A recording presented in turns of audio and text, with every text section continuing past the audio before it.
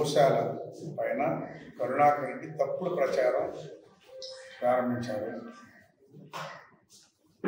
ఆయన గోశాలలో 100 చనిపోయినాయి అని చెప్పడం అవాస్తవం.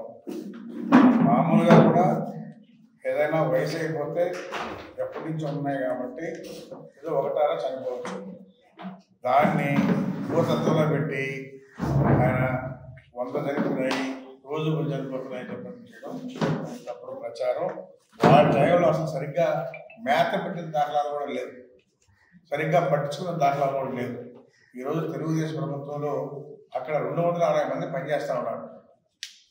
చిన్న బిడ్డల్లాగా చూసుకుంటూ అవి వింటే ఆ బిడ్డలను కూడా సొంత బిడ్డల్లాగా చూసుకుంటూ అక్కడ బ్రహ్మాండంగా పనిచేస్తూ ఉన్నారు.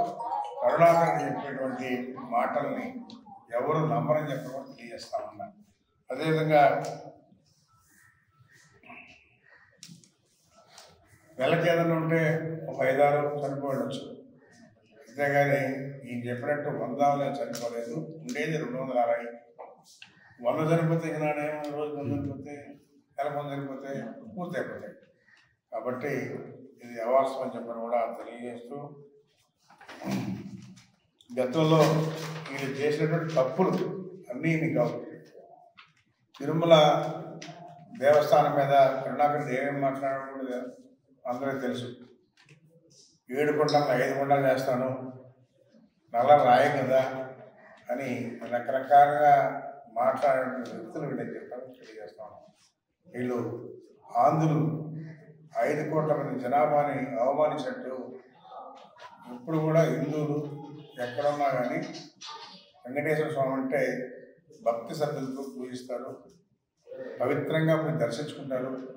అలాంటి ఏరియాని ఈయన వక్రీకరించి మాట్లాడడం మంచి పద్ధతి కదని చెప్పి కూడా తెలియజేస్తా ఉన్నాం. అదేవిధంగా జియో ట్యాగింగ్ ప్రతి పశువు పైన ఉంటాయి, మరణాలపై కూడా తెలుస్తుంది. ఎంత అబద్ధాలు చెప్తున్నాడు. జియో ట్యాగింగ్ ఉంది, ఎప్పుడైనా చెక్ చేసుకోవచ్చు. నీకు దమ్ము ధైర్యం ఉంటే నేరుగా వెళ్ళి అక్కడ 260 మంది ఉన్నారు పనిచేసేవాడు, వాళ్ళని అడుగు చెప్తారు. అంతేగాని నువ్వు మీడియా ముందు కూర్చొని తప్పుడు ప్రచారం చేయడం మంచి పద్ధతి కాదని చెప్పి కూడా తెలియజేస్తా ఉన్నాను.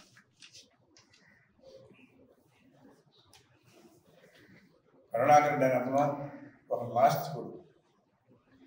ఆయన దేవుళ్ళ మీద వీళ్ళ మీద అంత కూడా నమ్మకాలు లేదు. ఆయన నాస్తికుడు. గతంలో కూడా ఎన్నో మాట్లాడాడు తిరుమల గురించి. కాబట్టి నాస్తికుడు కాబట్టి అదే మాట్లాడాడు.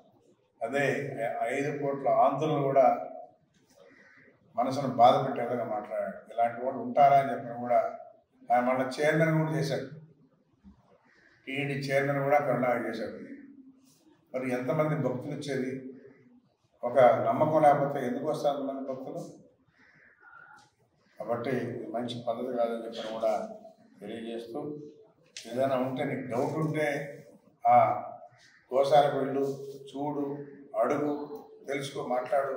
అంతేగాని ఎక్కడో ప్లస్లో కూర్చొని మాట్లాడడం మంచి పద్ధతి కాదని చెప్పి కూడా తెలియజేస్తూ, ఆ రోజు కరుణాకర్ రెడ్డి కానించి సుబ్బారెడ్డి కానించి వీళ్ళందరి టైంలో ఏమేమి జరిగాయి కూడా తెలుసు అందరికీ. జరగని తప్పంటూ లేదు, ఆ విధంగా తప్పులు జరిగాయి.